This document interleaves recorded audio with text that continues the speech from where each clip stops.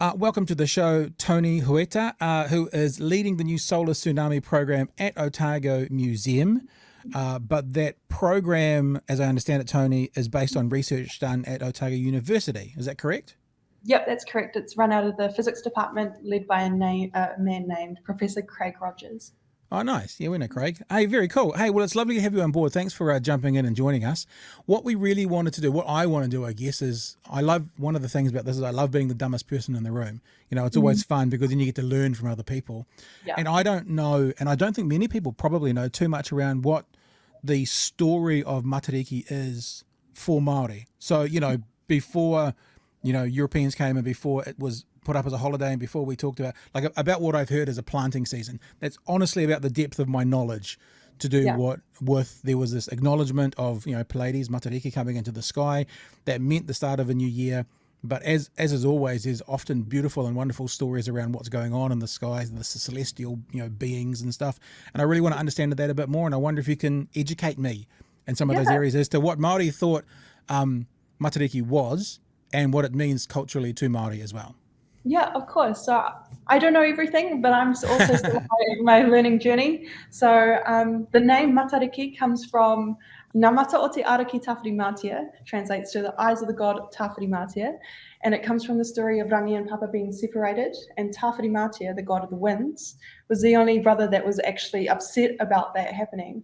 And when they separated their parents, they turned their father away so that he didn't have to look down on his wife, Papa Tua. And so in order for him to see his wife, Tawhiri Mātia, in a fit of rage after fighting his brothers, ripped out his eyes and threw them up onto his back so that he could actually see his wife. And so that's where the name comes from. And those are the eyes of Tawhiri Mātia. And that's drastic, isn't it? It is. It's love of his parents so that they could continue to see each other. Yep. Beautiful. And so when he did that, that's why you can never tell where the wind's coming from, because he's a blind god. His eyes are with his father. Yeah. And so Māori would look to Poanga or Puaka, which is the star Rigel in the constellation of Orion, it's his foot, and Matariki for the new year. So just like in the Gregorian calendar, they start their new year at the middle of winter after the shortest day, because after that the days get longer, which is basically bringing in the new year. Of course. You've just said something straight away that I haven't thought about before. In the Northern Hemisphere, New Year is in the middle of winter. So why would it be any different in the Southern Hemisphere? Love that. Fantastic. Exactly. Yeah. And so we did the same down here in the South. Yeah. Yeah. Which makes sense. As the days get longer, it's the new year. And so Māori would typically look to either Puaka, depending on where they're from, or Puanga, or Matariki. A lot of tribes couldn't see Matariki, so they looked to Puanga instead, but they're connected anyway. And they would, a tohunga, which is a Māori elder, would read the stars. And so they would go out early in the morning, because it's a heliospheric rising, and have a reading of how bright the stars were, or how clear, or how frosty. Right. So there are 9 stars within the Matariki cluster, and they would see how bright they were shining and where they were shining towards as well. And each of those stars represent a realm of the environment. You've got salt water, fresh water, food in the ground, food in the air, the winds, the rain. And so the clarity of those stars would dictate how that particular part of the environment would act towards the people. Very cool. Okay. So it was like a predictor. It was like I think about, we've all seen that silly movie, The Groundhog Day, when the groundhog comes out of the thing and looks a certain way, that means what's going to happen in the season. The brightness of the star was the predictor for what was going to happen for those various elements through the next year. That's cool. I like that. Okay. Yeah. And so they would tell that to the people. And a part of the Matariki event as well is to remember all of our loved ones. So that's called the whakamaumahara. And so they would... and traditionally, they would have an earth oven, an umu, and they would do the haratoa ceremony, the haratoa ceremony, and they would cook all of the food from the different realms that the stars represent. And when they uncover that food, that steam would rise and feed the stars and help them. And as that steam was rising, or if you have a fire, the smoke was rising, you would say your loved ones' names, and they would be carried into the stars. And It's so, so yeah, nice. placed in the heavens, yeah. Well, that's why it's like, you know, we want to. I think it's really important. I mean, I think when we have special days, there's a really good reason to know why we're having these special days. I think for whatever the special day is, public holiday, whatever you want to call it, if people just think of it as a day off work or, hey, cool, day in lieu and time and a half, they miss out on so much of the nuance of why to enjoy it. Yeah. You know, that's cool. I like that. I like the remembrance one. And as you say, you know, longer days, new year. Yeah. You know, remembering those before old year, moving forward, new year. Yeah. And so you can think about it as being in 3 parts: the remembrance ceremony and calling out your loved ones' names, and then looking to the present. So being thankful, being around your whānau, around your friends, saying thanks for being with me here today. Thank you for being alive. We've lost so many this year, but we're thankful to be here. And then looking to the future and placing your hopes and dreams into Hiwa Itirangi, which is one of the which is one of the stars who holds on to your future aspirations. And whilst this has been somewhat a forgotten day in New Zealand society for probably the past 100 years, have local iwi and local tribes, has it still been a celebratory day? Like, for example, 10 years ago, before we even started to talk about Matariki, I mean, I was on board when I heard we have another public holiday, of course, especially if it's a New Zealand, you know, focused one.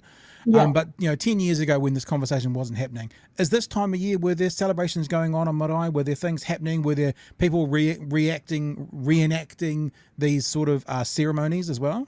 Yep.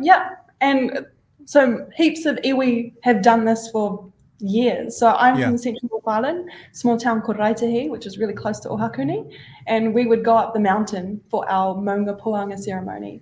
And our koro or our nanny or now our Uncle Che leads our karakia, and we've been doing it for years, and I know that's the same for many iwi, I think that's so cool. I feel like as a 40-something-year-old, you know, Kiwi bloke, that I've missed out on something for my existence in this country so far.